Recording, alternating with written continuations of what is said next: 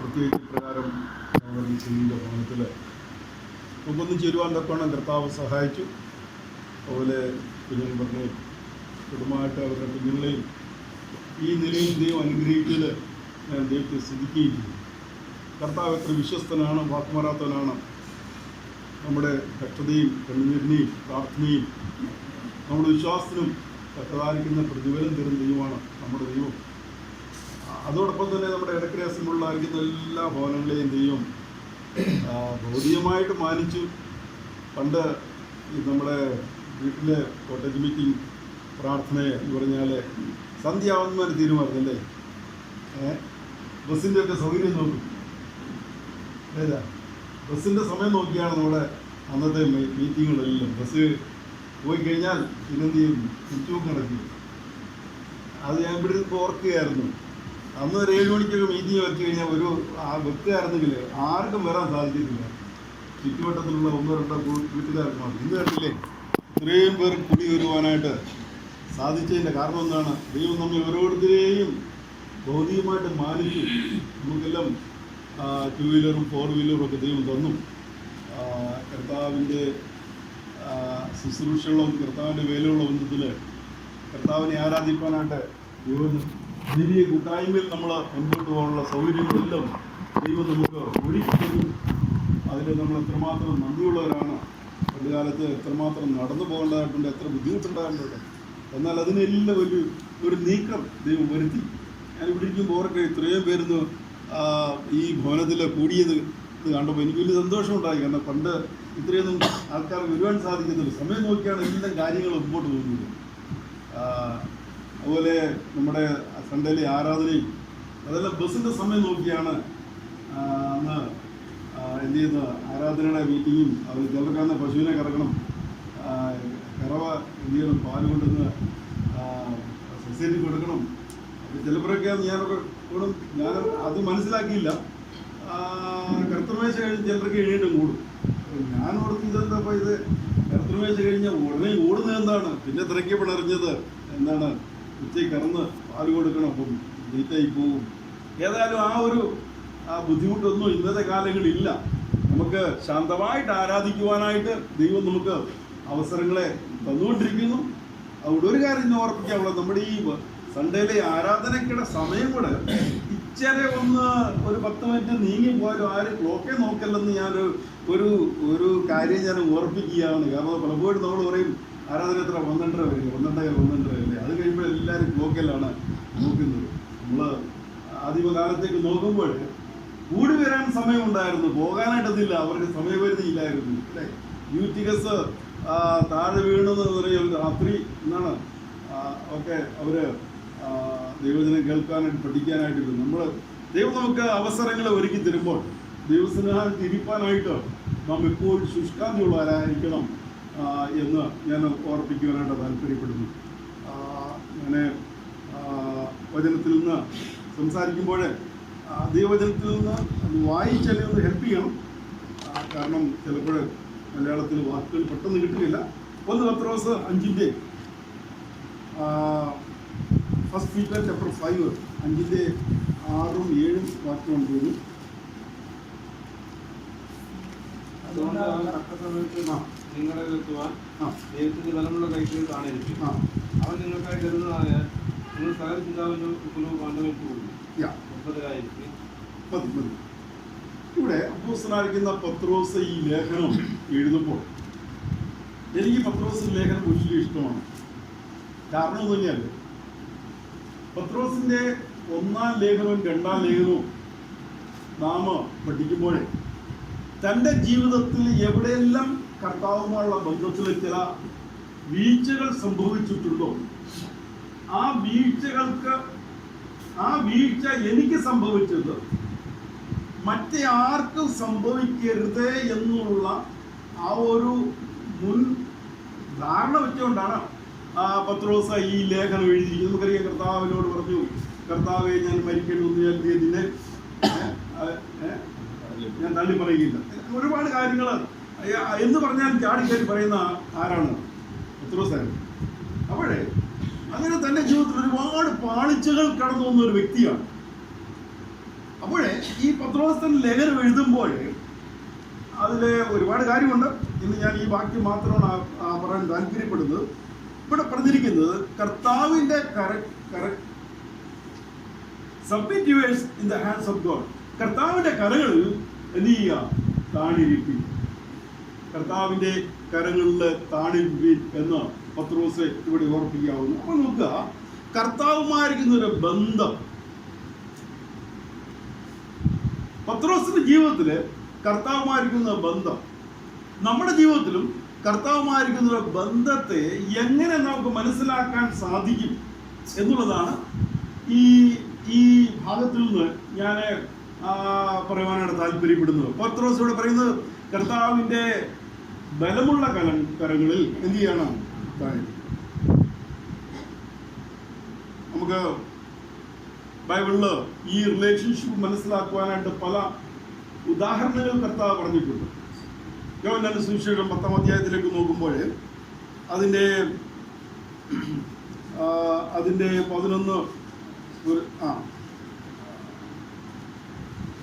11 വാക്യം വായിച്ചാലും യോഹന്നാന്റെ സുവിശേഷം ഞാൻ നല്ലിടയനാവുന്നു. നല്ലിടയൻ ആളുകൾക്ക് വേണ്ടി തന്റെ ജീവനെ 27-28 ഞാൻ അവയെ അറിയുകയും അവ എന്നെ അനുഗമിക്കുകയും ചെയ്യുന്നു. ഞാൻ അവയ്ക്ക് നിത്യജീവൻ കൊടുക്കുന്നു. അവ ഒരു നാൾ നശിച്ചു പോകില്ല.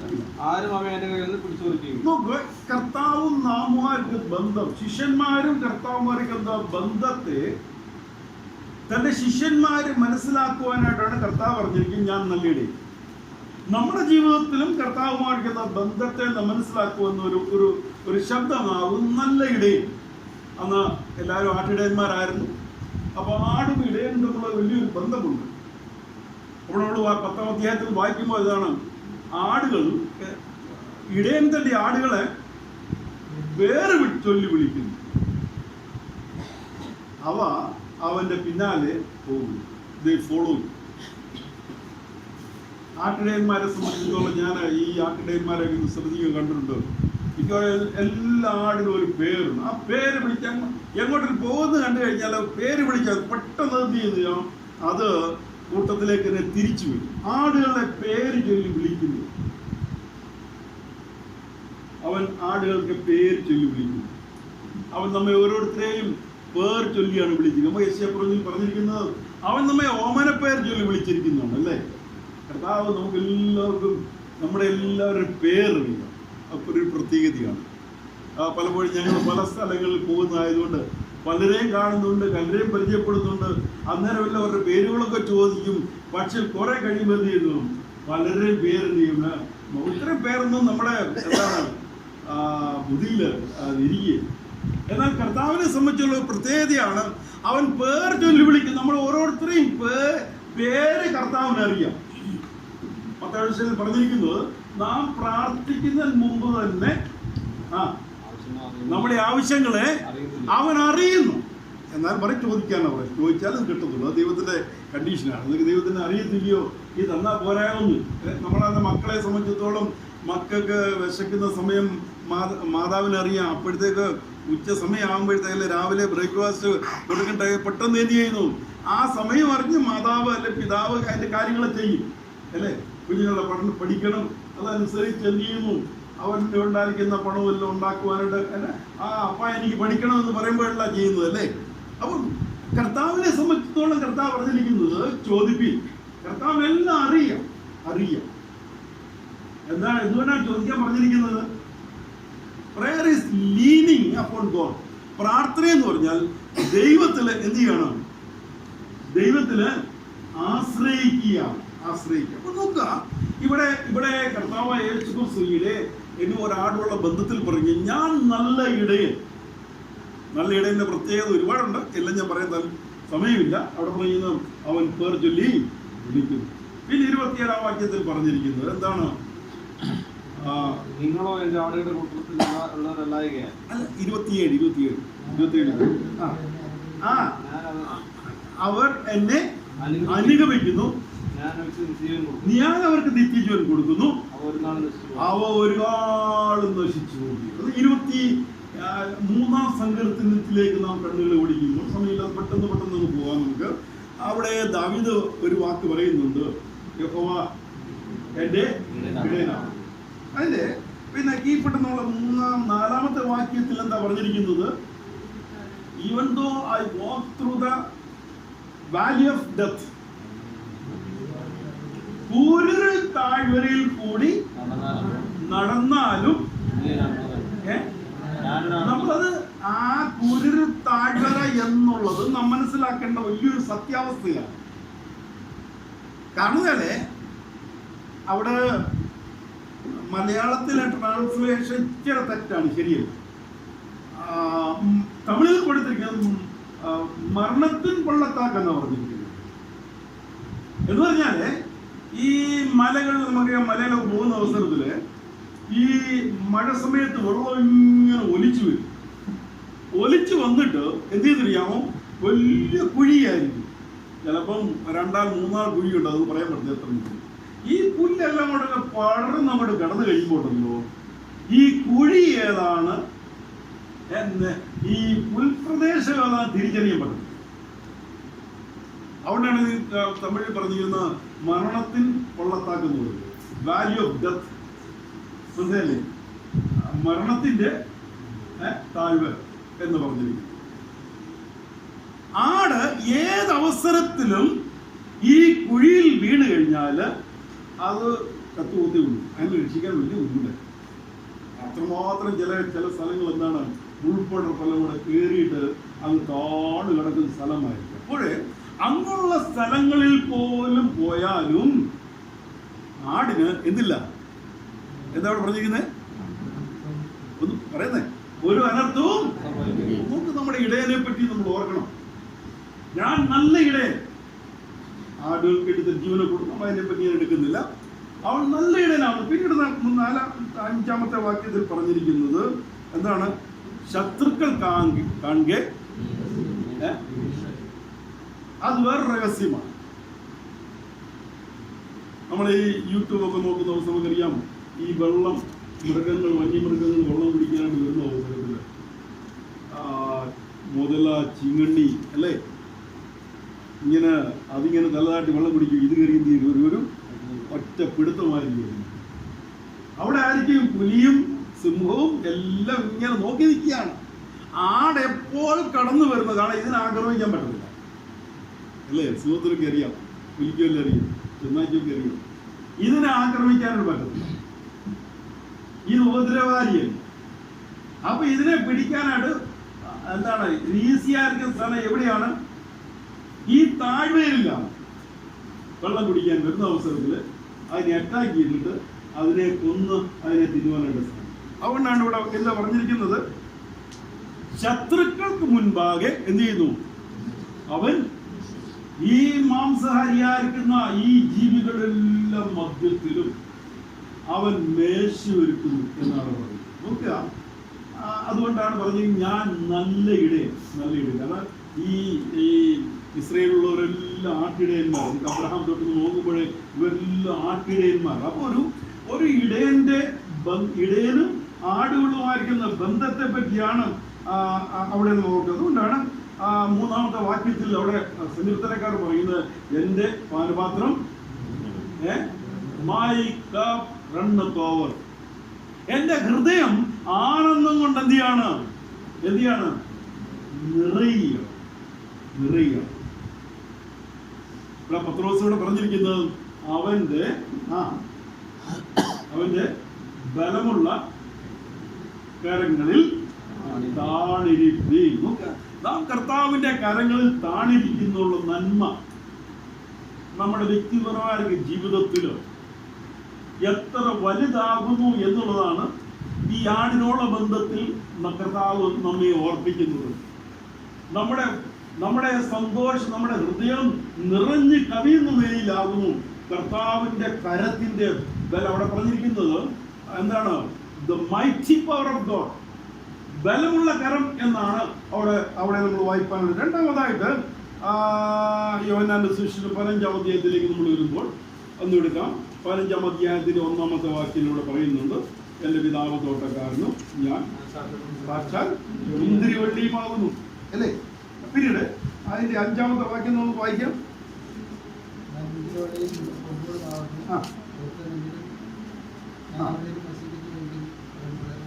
അതെ, ഇവിടെ നമുക്കറിയാം ഒരു കൃഷിക്കാരനെ സംബന്ധിച്ചിടത്തോളം താൻ എന്തുകൊണ്ടാണ് കൃഷി ചെയ്യുന്നത്? ചുമ്മാ താൻ കൃഷി ചെയ്യും.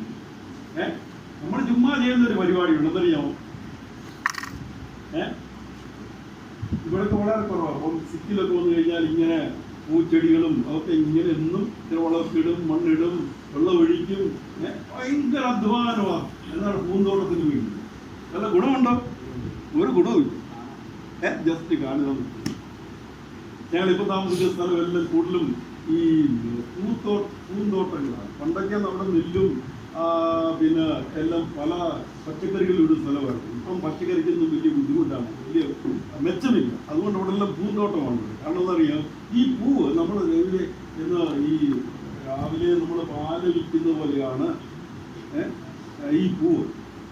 ഞാൻ ഓർക്കുകയായിരുന്നു, ഇത്രമാത്രം പൂക്കൾ എങ്ങോട്ട് പോവുകയാണ്? ഇതെല്ലാം ബിംബങ്ങൾക്ക് മാല ചേർത്താനായിട്ട് കൊണ്ടുപോകുന്നതാണ്. സ്ത്രീകള് തലയില് കുത്താനായിട്ട് കൊണ്ടുപോകുന്നതാണ്. അപ്പം കല്യാണമായ ചില പരിപാടികൾക്കെല്ലാം പൂ ഇപ്പൊ വലിയൊരു വലിയൊരു ബിസിനസ്സാണ്. അപ്പൊ പ്രയോജനമില്ലാത്ത കാര്യം.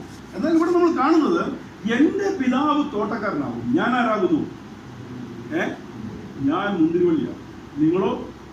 കർത്താവും കർത്താവുമായിരിക്കുന്ന ഒരു ബന്ധമാണ് കർത്താവ്. പത്രോസ് പറയുന്നത്, കർത്താവിന്റെ ബലമുള്ള കരങ്ങളിൽ താണിരിക്കും.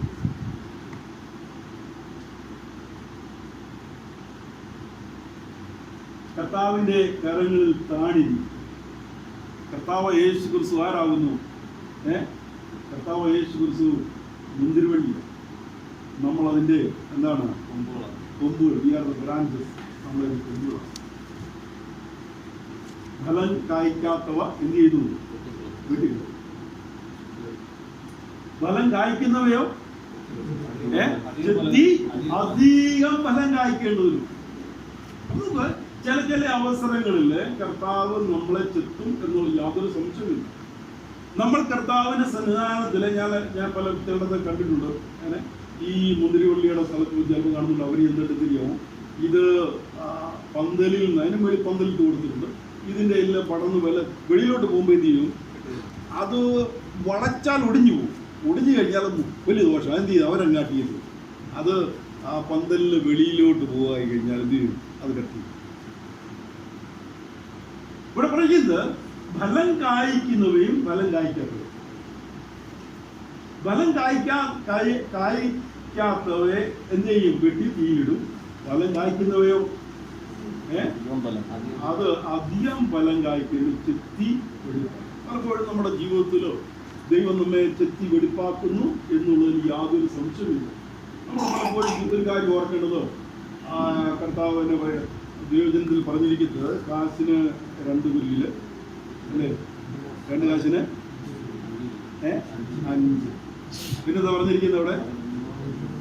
സ്വർഗീയ പിതാവിന്റെ അനുവാദം കൂടാതെ ഒന്നുപോലും നിലത്ത്. അപ്പൊ നിലത്ത് പോകുമ്പോൾ നമ്മുടെ ജീവിതത്തില് ദൈവം ചിലപ്പോൾ ചില കാര്യങ്ങൾ അനുവദിക്കും. ദൈവം നമ്മുടെ ജീവിതത്തിൽ അനുവദിക്കുമ്പോൾ നമ്മൾ ചിന്തിച്ചോണം, why it happened? കർത്താവ് എന്റെ ജീവിതത്തിൽ എന്തുകൊണ്ട് സംഭവിച്ചു അല്ലേ? യോശുവയെ സംബന്ധിച്ചിടത്തോളം തോൽവി സംഭവിച്ചപ്പോൾ വീണ് കരിയാണ് കർത്താവ്. അപ്പോൾ എന്താണ് കർത്താവ് യോശുവയോട് പറഞ്ഞത്? എന്താണ്? ഇസ്രായേൽ പാപം ചെയ്തിരിക്കുന്നു, നീ എന്റെ വീട്ടിൽ കരയുണ്ടാകും അല്ലേ? പഴയകാല വിശുദ്ധന്മാരെ നോക്കുമ്പോൾ അവരുടെ വീഴ്ചകൾ കടന്നു വരുമ്പോൾ അവർ തിരിഞ്ഞു നോക്കുമായിരുന്നു. അവിടെ കർത്താവ് പറഞ്ഞിരിക്കുന്നത് അതിന്റെ 16-ാമത്തെ വാക്യം അവിടെ നിന്ന് വായിക്കുമ്പോൾ, നിങ്ങൾ എന്നെ തെരഞ്ഞെടുത്തു എന്നല്ല, എന്താണ്? ഞാൻ നിങ്ങളെ തെരഞ്ഞെടുത്തു. നിങ്ങൾ പോയി ഫലം ഓർക്കണം. കർത്താവുമായിരിക്കുന്ന ബന്ധം ഇവിടെ പത്രോസ് നമ്മളെ ഓർപ്പിക്കുകയാണ്. കർത്താവിന്റെ കരങ്ങളിൽ എന്ത് ചെയ്യണം? താണിരിക്കും. നാം മുന്തിരിത്തോട്ടത്തിലെ മുന്തിരിവള്ളി തന്നെയാകുന്നു. നാം കർത്താവിനെ തെരഞ്ഞെടുത്തല്ല, കർത്താവ് എന്നെ തെരഞ്ഞെടുത്തു. എന്തിനുവേണ്ടിയാണ്? എന്തിനുവേണ്ടിയാണ്? ആർക്കു വേണ്ടി? കർത്താവിന് വേണ്ടി. അത് നേരെ തിരിച്ചു നമുക്ക് ചിന്തിക്കും. ഞാൻ എത്രമാത്രം കർത്താവിന് വേണ്ടി ഫലം കായ്ച്ചു എന്നുള്ളത് നമ്മളെപ്പോഴും ചിന്തിക്കേണ്ടതാണ്. എപ്പോഴും ചിന്തിക്കേണ്ടതാണ്. പലപ്പോഴും നമ്മൾ ഫലം കായ്ക്കും, നമ്മൾ ആഗ്രഹിക്കുന്ന ഫലങ്ങളെല്ലാം നമ്മുടെ നന്മകൾ, നമ്മുടെ ഭൗതിക വളർച്ച. പ്രിയമുള്ളവരെ, ഞാൻ ഇത് പ്രത്യേകിച്ച് വീണ്ടും വീണ്ടുമുള്ള കാരണം നാം ഇന്ന് അങ്ങനെ ഒരു ലോകത്തിലേക്കാണ് നിൽക്കുന്നത്. ഭൗതിക വളർച്ചയിൽ സന്തോഷിക്കുക, ഭൗതിക വളർച്ചയ്ക്ക് വേണ്ടി ഓടുന്ന ഒരു സമൂഹത്തിലേക്കാണ് നാം ഇന്ന് ചെന്ന് ചേർന്നുകൊണ്ടിരിക്കുന്നത്. പണ്ടുകാലത്തില് ഏത് വീട്ടിൽ നോക്കിയാലും സന്ധ്യയായി കഴിഞ്ഞാൽ വിളക്ക് കത്തിച്ചാൽ എന്താ കേൾക്കുന്നത്? പഴയ ആൾക്കാർക്ക് എന്താണ് കേൾക്കുന്നത്? അതൊന്നും ഉറക്കെ പറയുന്നു അല്ലേ? പാട്ട് പാടി. കാത്തലിക്സ് ആയിക്കോട്ടെ, ആ എല്ലാ ക്രിസ്ത്യാനികളുടെയും വീട്ടിലുണ്ടാവും. വെളുപ്പിനെയോ എന്നാ ഇന്നോ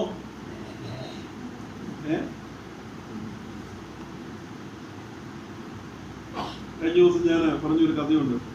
ഒരു വ്യക്തിയെ ഒരു വീട്ടില് വാടകയ്ക്ക് താമസിക്കാൻ, ആ വ്യക്തി ഒരു ഹിന്ദുവാണ്.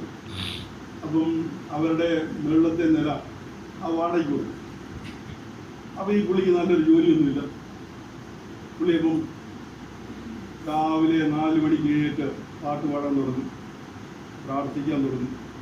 അപ്പോൾ രാത്രിയിൽ അതുപോലെ പാട്ട് പോയി പ്രാർത്ഥിക്കുകയും. അപ്പം ഈ മനുഷ്യൻ ചിന്തിക്കാറേ, ഞാൻ ഈ വ്യക്തിക്ക് നല്ലതാണെന്ന് വിചാരിച്ചു വീട് വാടകയ്ക്ക് വിടുന്നില്ല, അബദ്ധമായി തീർന്നില്ല, എൻ്റെ ഉറക്കം നഷ്ടപ്പെടുന്നില്ല.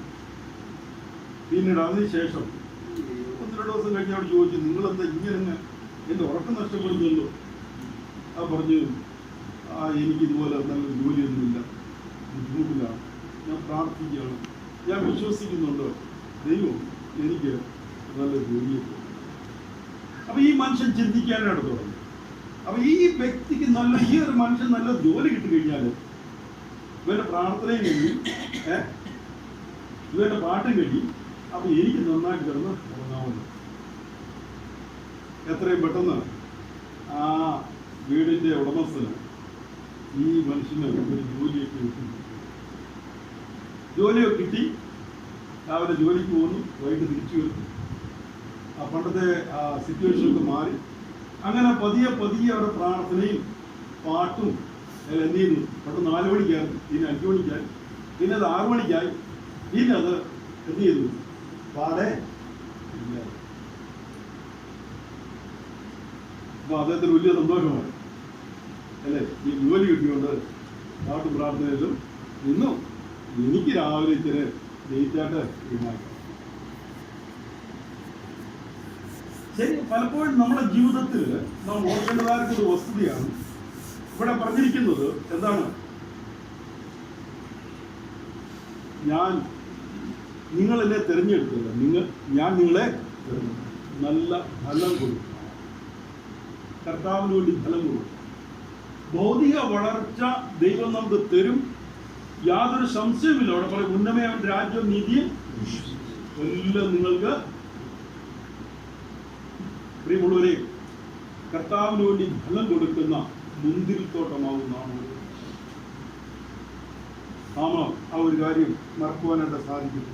മൂന്നാമതായിട്ട് നമ്മൾ കാണുന്നത് അവിടെ അപ്പോസ്തലപ്രവൃത്തി 9-ാം അധ്യായത്തിന്റെ 15-ാമത്തെ വാക്യം നോക്കി വായിക്കും.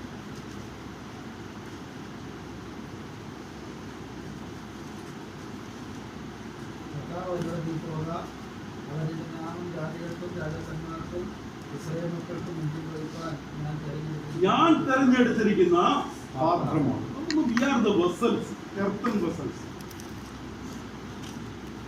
കർത്താവിന്റെ കരങ്ങളിൽ താണിരിക്കുവാനായിട്ട് ഇവിടെ പത്രോസ് ഇവിടെ ഓർപ്പിക്കുകയാണ്. കാരണം എന്താണ്? പൗലോസിനെ പറ്റി പറഞ്ഞിരിക്കുന്നത് ഞാൻ തെരഞ്ഞെടുത്ത ഏതാവുന്നു പാത്രമാണ്. നമ്മള് 2 തിമോത്തി 2-ാം അധ്യായത്തിന്റെ 21 22 വാക്യങ്ങളിലേക്ക് നോക്കുന്നത് കണ്ടുപിടിക്കണം. 2 Peter chapter 2 verse 21 and 22.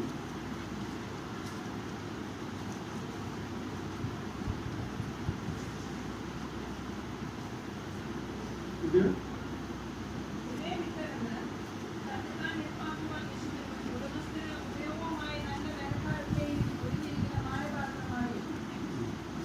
ഏറ്റവും മേളത്തെ വാക്യങ്ങൾ വായിച്ചത്. ഒരു വലിയ വീട്ടിൽ പൊന്നും വെള്ളിയും മാത്രമല്ല ആ ചിലത് മാന്യമായിരിക്കുന്ന കാര്യത്തിന് വേണ്ടി വലിയ വീട് എന്നാണ് പറഞ്ഞിരിക്കുന്നത് അല്ലെ. യെരുശലേമില് ചെറിയൊരു ഭവനമായിട്ട് ഭവനത്തിൽ തുടങ്ങിയിരിക്കുന്ന സഭ ലോകത്തിലെല്ലാം അത് വലിയൊരു വീടായിട്ട് മാറി അല്ലേ. വലിയൊരു പൗലോസിനെ തിരഞ്ഞെടുത്തപ്പോൾ അവിടെ നിൽക്കുന്നത് ഞാൻ തിരഞ്ഞെടുത്ത പാത്രമാകുന്നു. വീട് വലുതാകുന്നതനുസരിച്ച് എന്ത് ചെയ്യുന്നു, അവിടുത്തെ ഉപകരണങ്ങളും പാത്രങ്ങളും എല്ലാം കൂടി കൂടി കൂടി വരും. ഇവിടെ പറഞ്ഞിരിക്കുന്നത് ചിലത് എന്തുവേണ്ടിയാണ്, മാന്യമായിരിക്കുന്ന കാര്യത്തിനും ചിലത് ഹീനകാര്യം. അപ്പൊ ഈ രണ്ടു കൂട്ടരുമുണ്ട്.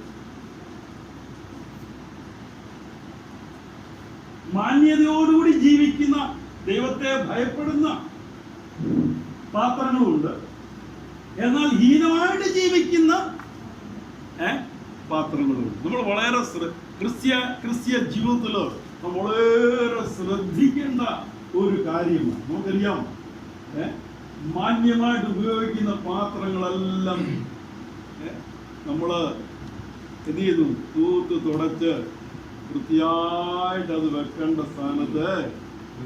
എന്നാൽ ഹീനമായിട്ട് ഉപയോഗിക്കുന്ന പാത്രങ്ങളെ അത്ര ശ്രദ്ധിക്കാറില്ല, അത്ര ക്ലീൻ ചെയ്യാറില്ല അല്ലേ. അപ്പൊ നമുക്ക് ഇവിടെ അതുകൊണ്ടാണ് ഇവിടെ അപ്പോസ്തലനായ പൗലോസ് പറഞ്ഞിരിക്കുന്നത്. എന്താ ഒന്നുകൂടെ വായിക്കാൻ, അതിന്റെ ആ ഒരു താഴെ വാക്യം 22 തോന്നുന്നു. ഇവയെ വിട്ടകന്ന് തന്നെത്താൻ ഇവയെ വിട്ടിട്ട് എന്തിയാണ്, തന്നെത്താൻ വെടുപ്പാകി ഉടയവന് എന്തിയാണ്, യൂസ്ഫുൾ വെസൽ, കർത്താവിന് പ്രയോജനമുള്ള. അതുകൊണ്ട് പറഞ്ഞിരിക്കുന്നത്, നമ്മള് പത്രോസോട് പറഞ്ഞിരിക്കുന്നത് എന്താണ്, കർത്താവിന്റെ കൈക്കീഴിൽ, ബലമുള്ള കൈക്കീഴിൽ താണിരിപ്പി. ഇത് വെടുപ്പാക്കാനായിട്ടോ ഇത് എന്നെ കൊണ്ട് സാധിക്കുന്ന കാര്യമല്ല. It's not possible for me അല്ലേ. ഇത് കർത്താവ് മാത്രം ചെയ്യുന്ന ഒരു കാര്യമാണ്. ഏത് കാര്യം എന്നെ വെടുപ്പാക്കാനായിട്ട് ആർക്കേ സാധിക്കത്തുള്ളൂ? കർത്താവിനെ സാധിക്കത്തുള്ളൂ.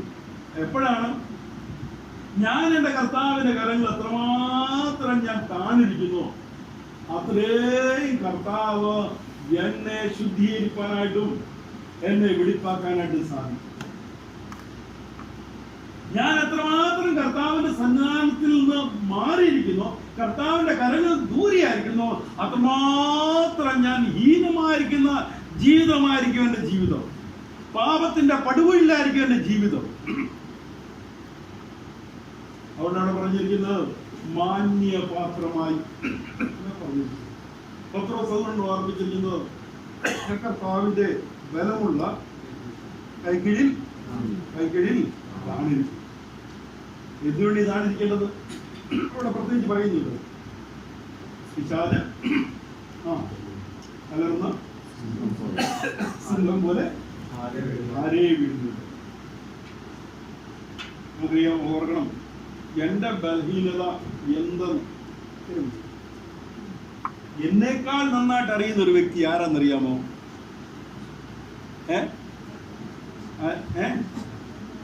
ആരാന്നറിയാം? പിശാചിനാ. എന്നിൽ ഒളിഞ്ഞു കിടക്കുന്ന പാപത്തിന്റെ സ്വഭാവങ്ങൾ ഏതാണെന്ന് നന്നായിട്ട് അറിയുന്ന വ്യക്തി ആര്?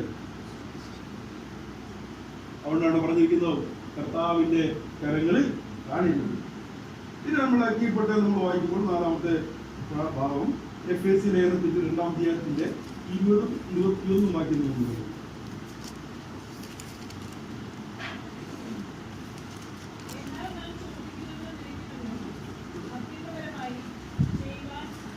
അല്ല, എഫേസ്യ ലേഖനം 2-ാം അധ്യായം ക്രിസ്തുയേശു തന്നെ മൂലക്കല്ലായിരിക്കെ ക്രിസ്തുയേശു മൂലക്കല്ലായിരിക്കെ നിങ്ങളെ അപ്പോസ്തലന്മാരും പ്രവാചകന്മാരും എന്ന അടിസ്ഥാനത്തിൽ പണിത് ഇരിക്കുന്നു. അവർ കെട്ടിടം മുഴുവൻ യുക്തമായി ചേർന്ന് കർത്താവ് വിശുദ്ധമായി സന്ധിതമായി വളരുന്നു. അവനിൽ നിങ്ങളെ ദൈവത്തിന്റെ നിവാസമാകുന്നത് ആത്മാവിനെ ഒന്നിച്ച് പണിതു വരും. ഇവിടെ നമ്മൾ കാണുന്നത് എന്താണ്? കർത്താവിന്റെ സഭയുള്ള ബന്ധത്തിലാണ് പറഞ്ഞിരിക്കുന്നത്. ആരാ പണിയിക്കുന്നത്?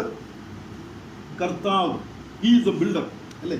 ക്രിസ്തുയേശു മൂലക്കല്ല്, അപ്പോസ്തലന്മാരും പ്രവാചകന്മാരും അടിത്തറക്കല്ല്, അതിനുള്ള മേളിലോട്ട കല്ലുകളെല്ലാം ആരാണ്? അപ്പൊ 1 പത്രോസ് 2:25 നമ്മൾ വായിക്കുമ്പോൾ ഇവിടെ പറയുന്നത്, you are the living stone, നിങ്ങളെ ജീവനുള്ള കല്ലുകളായി പണിയുന്നു. അപ്പൊ കർത്താവ് എന്നെ പണിയുന്നു. നമ്മളെല്ലാവരും ആരാണ്? അതുകൊണ്ടാണ് വെറുതെ ലേഖനത്തിലൂടെ 13-ാം അധ്യായത്തിൽ പറയൂ, don't you know that you are the temple of God. നിങ്ങൾ അറിയുന്നില്ലയോ നിങ്ങൾ ഈ മന്ദിരം എന്തിനു വേണ്ടിയാണ്?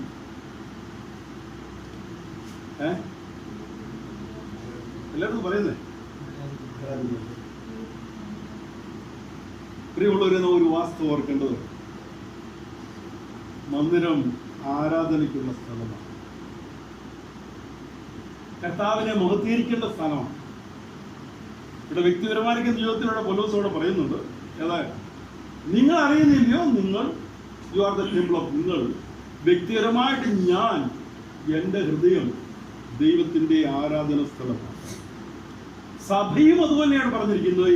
യേശു ക്രിസ്തു മൂലക്കല്ലാകുന്നു, അപ്പോസ്തലരും പ്രവാചകന്മാരും അടിസ്ഥാന കല്ലുകളാകുന്നു, അല്ലേ? നിങ്ങളെയും സഭയായിട്ട് നാം ഓരോരുത്തരും ആരാകുന്നു? കർത്താവിനെ ആരാധിപ്പാനായിട്ട് അവന്റെ ആലയമായിട്ട് കർത്താവ് പണിതിരിക്കുക.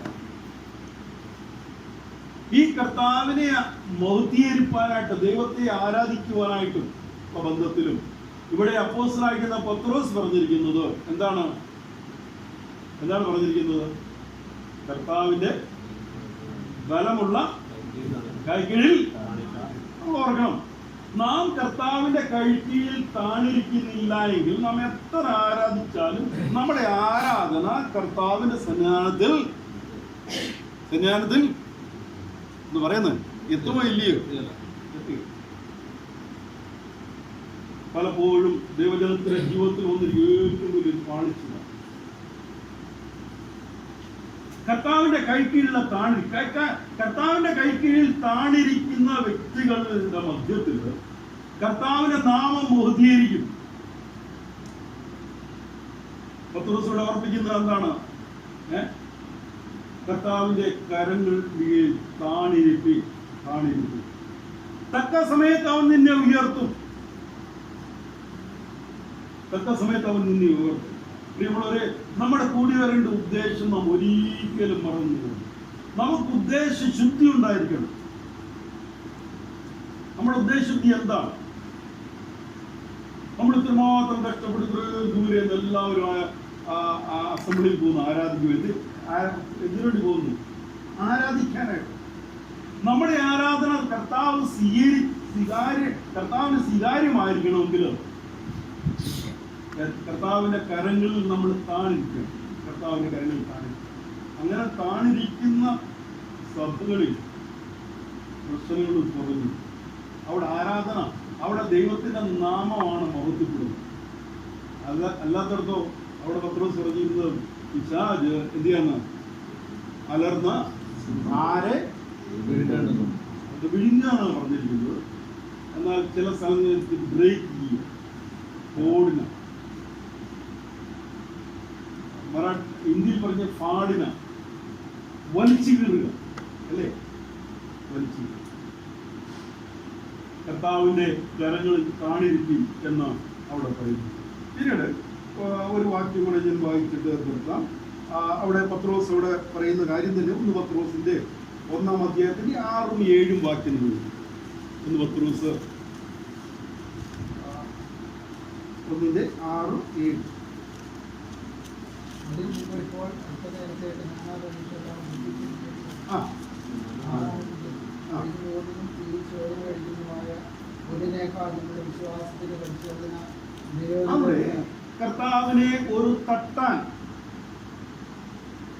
ഗോൾഡ് സ്മിത്ത് ആയിട്ടാണ് പറഞ്ഞത്. നമ്മൾ ആദ്യം കണ്ടത് കർത്താവിന്റെ കരങ്ങൾ കാണിരിപ്പിൽ, കാരണം അവൻ നല്ല ഇടയനാണ്.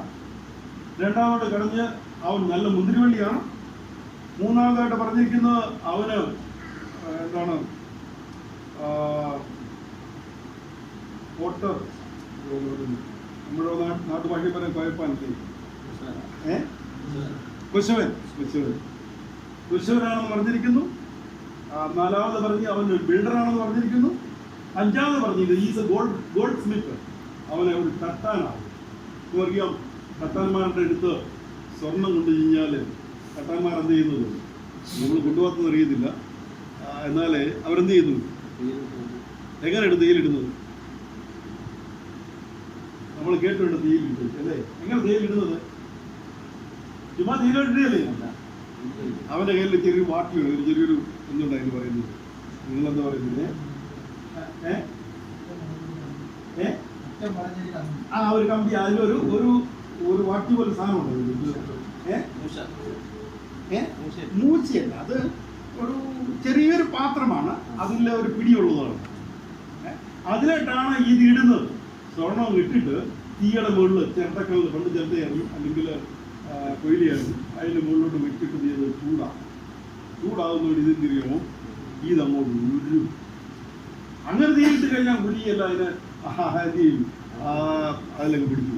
അതുകൊണ്ട് എന്ത് ചെയ്യും, ഇത് ഇട്ട് ശരിക്കും ചൂടാകുന്നത് വെള്ളം പോലെ തിളയ്ക്കുന്ന അവസരത്തിലാണ് അതിനകത്ത് എന്തെല്ലാം മലിനതയുണ്ടോ അതെന്ത് ചെയ്യുന്നു, അതെല്ലാം ഇന്ന് കെമിക്കൽ ഇട്ടിട്ട് പല പ്രോസസ് പണ്ട് കാലങ്ങളിൽ ഇങ്ങനെയാണ്. അതുകൊണ്ട് പണ്ട് കാലത്തെ ആ പ്രക്രിയ അനുസരിച്ചാണ് ഇവിടെ പല അപ്പോസ്തലൻ ഇവിടെ പറഞ്ഞിരിക്കുന്നത്. എന്താണ്, തീയിൽ ശോധന ചെയ്യുന്ന നമുക്ക് അവിടെ പത്രോസ് ഇവിടെ ഓർപ്പിക്കുന്ന കാരണം എന്ന് പറഞ്ഞാല് അല്ലേ, ആ ഒരു സ്വർണത്തെ ഏത് നിലയിലാകുന്നു എന്ന് ചെയ്യുന്നത്, അത് വളരെ ശോഭയുള്ളതാക്കി മാറ്റുന്നത്, അതിന് മാറ്റി വരുത്തുന്നു എന്നതിനെ പറ്റിയാണ് ഇവിടെ പത്രോസ് ഇവിടെ ഓർപ്പിക്കുന്നത്. നമുക്കറിയാം, യെരുശലേം ദേവാലയത്തോടുള്ള ബന്ധത്തിലും യെരുശലേം ദേവാലയത്തിൽ ഉപയോഗിച്ചായിരുന്ന സ്വർണത്തിന്റെ വില എത്ര കോടി വിലയുള്ളതായിരുന്നു എന്നറിയാം. നമ്മൾ നിസ്സാരമായിട്ട് ചിന്തിച്ചു കഴിഞ്ഞാല് സമാഗമന കൂടാരം പണിതപ്പോഴേ സമാഗമന കൂടാരത്തിന്റെ പലക എന്ത് ചെയ്തത്, പലക സ്വർണം കൊണ്ട് എന്ത് ചെയ്തു, മൂടി പൊതിഞ്ഞു. അതിലെ നിലവിളക്ക്, അതിന്റെ എല്ലാം എന്താണ്, പല സാധനങ്ങൾ എന്താണ്, കാരണം എന്താണ്, അതിന് വേറെ അവിടെ പ്രകാശം വരുവാനായിട്ട് വേറൊന്നുമില്ല. ഈ നിലവിളക്കിന്റെ വട്ടമാണ് എന്ത് ചെയ്യുന്നത്, പ്രകാശം അല്ലേ, അതിന്റെ പ്രകാശം അവിടെയാണ്. ഈ നിലവിളക്കവിടെ കത്തുമ്പോൾ എന്ത് സംഭവിക്കുന്നത് അറിയാമോ, ഈ സ്വർണത്തിന്റെ ആ തിളക്കം കൊണ്ട് വളരെ മനോഹരമാണ്. അതുകൊണ്ടാണ് കോരഹുത്തന്മാർ പറഞ്ഞിരുന്നത്, യഹോവേ എത്ര മനോഹരം, ഇറ്റ് വാസ് വെരി ബ്യൂട്ടിഫുൾ. വളരെ ബ്യൂട്ടിഫുൾ ആയിരുന്നു ആ ചെറിയ വിളക്കുകൾ അല്ലേ, 7 വിളക്കുണ്ട്. അത് ഇങ്ങോട്ട് കത്തുന്ന അവസരത്തിൽ നമുക്കറിയാം, എണ്ണ ഒഴിച്ചതാണ്, വലിയ ഒഴിച്ചതാണ്.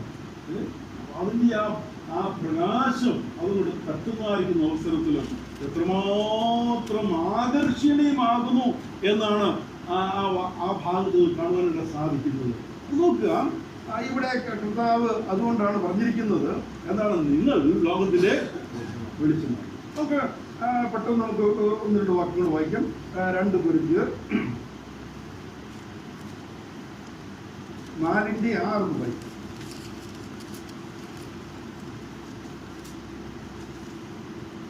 ഇരുട്ടിൽ നിന്ന് വെളിച്ചം പ്രകാശിക്കണമെന്ന് നിലച്ചത് രൂപത്തിലുള്ള തേജസ്സിന്റെ പരിജ്ഞാനം വിളങ്ങിക്കേണ്ടതിന് നിങ്ങളുടെ ഹൃദയങ്ങളിൽ പ്രകാശിച്ചിരിക്കുന്നു. നിങ്ങളുടെ ഹൃദയങ്ങളിൽ പ്രകാശിച്ചിരിക്കുന്നു.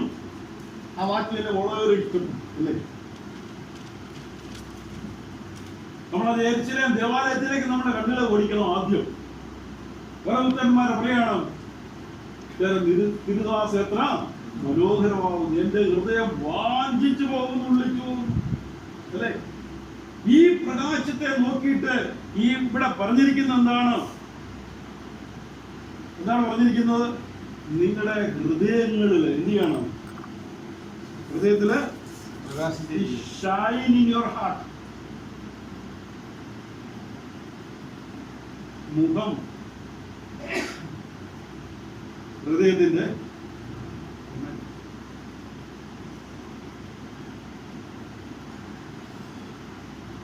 ഈ വെളിച്ചം ഹൃദയത്തിൽ പ്രകാശിക്കുമ്പോൾ അതെവിടെ പ്രകാശിക്കും?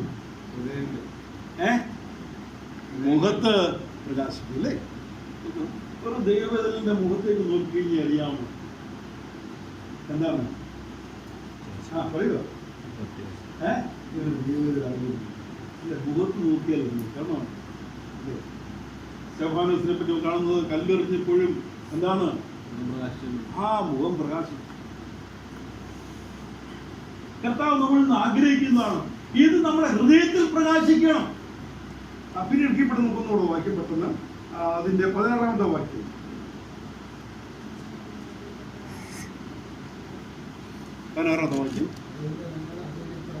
അധൈര്യപ്പെടാതെ ഞങ്ങളുടെ പുറമേയുള്ള മനുഷ്യൻ പുതുക്കം പ്രാപിക്കുന്നു. പൗലോസിലൂടെ പറയുന്നത് ഞങ്ങളുടെ പുറമേയുള്ള മനുഷ്യൻ ചെയ്യുന്നു ക്ഷയിക്കണം, ഞങ്ങളുടെ അകമേയുള്ള മനുഷ്യൻ ശക്തിപ്പെടണം. നാൾക്ക് നാൾ ജീവിതത്തിലെ ഭാരങ്ങളും പ്രയാസങ്ങളും കഷ്ടതയും തന്റെ ജീവിതത്തിൽ ഉണ്ടായിരുന്നു. പൗലോസ് പറഞ്ഞത് ഈ പുറത്തെ മനുഷ്യൻ എന്ത് ചെയ്യണം? Why the Lord allows struggle in my life? എന്റെ ജീവിതത്തിൽ പലപ്പോഴും എന്തുകൊണ്ട് ദൈവം കഷ്ടം അനുവദിക്കുന്നു? ഈ സ്വർണം ഉരുക്കുന്നത് പോലെ എന്നെ ചിലപ്പോഴൊക്കെ ഇട്ട് ഉരുക്കും. എന്തുകൊണ്ടാണ്? അത് പ്രകാശം ഉണ്ടാകണം. ഇവിടെ പൗലോസിന്റെ ഭാഷയിൽ പറഞ്ഞു കഴിഞ്ഞാല് അവിടെ പറയുന്നതാണ് അകത്തെ മനുഷ്യൻ ശക്തിപ്പെടണമെങ്കിൽ എന്ത് വേണമെന്നറിയാമോ? പുറത്തെ മനുഷ്യൻ ക്ഷയിക്കണം. അതുകൊണ്ട് നമ്മളൊരിക്കലും നിരാശപ്പെടരുത്. നമ്മുടെ ജീവിതത്തിലെ രോഗങ്ങളും കഷ്ടങ്ങളും ഭൗതികമായിരിക്കുന്നതും ഉയർച്ചയൊന്നും ഇല്ലെങ്കിലും നമ്മൾ അതിലൊരിക്കലും നിരാശപ്പെടേണ്ട ആവശ്യമില്ല. നമ്മുടെ ഭൗതിക ശരീരം എന്ത് ചെയ്യണം? ക്ഷയിച്ചെങ്കിലേ എന്തുകൊണ്ടാവുള്ളൂ? ആത്മീയ ശരീരം ശക്തിപ്പെടുന്നു. ഞാൻ ഒരു ഉദാഹരണം ഞാൻ പറയേണ്ട താല്പര്യമാണ്. നമ്മളെല്ലാം പലരും പിന്നെ ഈ പ്ലെയിനിൽ യാത്ര ചെയ്യുന്നവരാണ്. ഈ പ്ലെയിനിൽ ഉപയോഗിക്കുന്ന ഓയില് ക്രൂഡ് ഓയില്. നമുക്കറിയാം ഈ ക്രൂഡ് ഓയിലിന്റെ പ്രത്യേകത അറിയാമോ? ഈ പ്ലെയിനിൽ ഉപയോഗിക്കുന്ന ക്രൂഡ് ഓയിലിനെ സംബന്ധിച്ചിടത്തോളം അവര് അത് ഒരുപാടങ്ങ് തണുപ്പിക്കും. കാരണം അതാണ് മേളിൽ ചെന്ന് കഴിഞ്ഞാൽ പിന്നെ ഇതുപോലെയല്ല, ഭയങ്കര തണുപ്പാന്ന് പറയും. അപ്പം ഈ ക്രൂഡ് ഓയിലിനകത്ത് വെള്ളമുണ്ടെങ്കിൽ എന്ത് ചെയ്യുന്നറിയാമോ? എന്ത് ചെയ്യും? അത് ഐസായി പോയി കഴിഞ്ഞാൽ എന്ത് ചെയ്യും? ഫ്ലൈറ്റ് താഴെ വീഴും. അതുകൊണ്ട് അത് സംഭവിക്കാതിരിക്കാനായിട്ട് അവർ എന്ത് ചെയ്തറിയാമോ? ഈ ക്രൂഡ് ഓയിലിനെ ഒത്തിരി അങ്ങ് തണുപ്പിക്കും. ഇത്രയും തണുപ്പിച്ചിട്ടാണ് ഇത് പമ്പ് ചെയ്യുന്നത്. കാരണം എന്താണ്? തണുപ്പിച്ചു കഴിഞ്ഞാല് വെള്ളം ഒരിക്കലും എന്ത് ചെയ്യില്ല. ഈ പമ്പിൽ കൂടി ക്രൂഡ് ഓയിലിനകത്ത് വെള്ളം ഉണ്ടെങ്കിൽ ഈ പമ്പിൽ കൂടി ഒരിക്കലും എന്ത് ചെയ്തില്ല. അത് ഐസ് കട്ടയുടെ അതുകൊണ്ട് ഒരിക്കലും പ്ലെയിനിനകത്ത് പ്ലെയിനിന്റെ ടാക്കിക്കകത്ത് ഈ വെള്ളം കൂടി. അപ്പം ഈ വെള്ളം ഐസ് കട്ടയായി മാറുന്നത് കൊണ്ട് ഫ്ലൈറ്റ് എന്ത് ചെയ്യും? വീഴാൻ സാധ്യത. അപ്പൊ ഇത്രമാത്രം തണുപ്പിച്ചിട്ടാണ് ഈ ക്രൂഡ് ഓയില് ഫ്ലൈറ്റില് പമ്പ് ചെയ്യും. കാരണം എന്താണ്? അത് മേളിൽ ചെല്ലുമ്പോൾ അതിന് വലിയ പ്രശ്നമുണ്ട്. നമ്മൾ രണ്ട് തെസ്സലോനിക്കയിലെ നമ്മൾ വായിക്കുന്നത് എന്താണ്? കർത്താവ് താൻ ഗംഭീരാത്മത്തോടും വരികയും ക്രിസ്തുവിൽ മരിച്ചവർ മുൻപേ ഓർക്കുകയും ജീവനോദ്ദേശം നാം എല്ലാവരും നാം ഇതുപോലെ ഫ്ലൈറ്റ് പറക്കുന്ന പോലെ നാം പറക്കേണ്ടവരാണ് ചെയ്യുന്നത്. അപ്പൊ ഈ ഫ്ലൈറ്റിൽ നിറയ്ക്കുന്നതായിരിക്കുന്ന ക്രൂഡ് ഓയില് ഇത്രമാത്രം തണുപ്പിച്ചിട്ടേ കേട്ടത്. കാരണം അതിനകത്ത് ഒരു തുള്ളി വെള്ളം പോലും അതിനകത്ത് കടക്കാനായിട്ട് പാടില്ല. അവിടെ പൗലോസ് അവിടെ പറഞ്ഞിരിക്കുന്നു, അകത്തെ മനുഷ്യൻ എന്ത് വേണം? ശക്തി പ്രാപിക്കണം. അകത്തെ മനുഷ്യൻ ശക്തി പ്രാപിക്കണമെങ്കിൽ പുറത്തെ മനുഷ്യൻ എന്തായിരിക്കണം? പത്രോസിവിടെ പറഞ്ഞിരിക്കുന്നു, കർത്താവിന്റെ ബലമുള്ള കരങ്ങൾ പ്രിയമുള്ളവരെ, കർത്താവിന്റെ കരങ്ങൾ കാണിരിക്കാനായിട്ട് നമുക്ക് ഇന്നും അവന്റെ കരങ്ങളിലേക്ക് അടുത്തിലേക്ക് കടന്നു. കർത്താവ് ആഗ്രഹിക്കുന്നതാണ് നാം അവന്റെ കരങ്ങളിൽ കാണുക. കാരണം എന്താണ്? അവൻ ഇടയാണ്, അവൻ ബുദ്ധിമുട്ടിയാണ്, അവന് ബിൽഡറാണ്. നമ്മുടെ ജീവിതത്തിൽ അവൻ ആഗ്രഹിക്കുന്നതാണ് നാം അവന്റെ കരങ്ങളിൽ ഇരിക്കുക. കാരണം എന്താണ്? കർത്താവ് നമ്മൾ ഓരോരുത്തരെയും കൊണ്ടുപോകാനായിട്ട് ചേർപ്പാനായിട്ട് വരാൻ പോവുകയാണ്. ആയിരിക്കും കർത്താവിന്റെ സന്നിധാനത്തിൽ കാണിയിരിക്കാൻ കർത്താവ് നമ്മൾ ഓരോരുത്തരെയും സഹായിക്കും.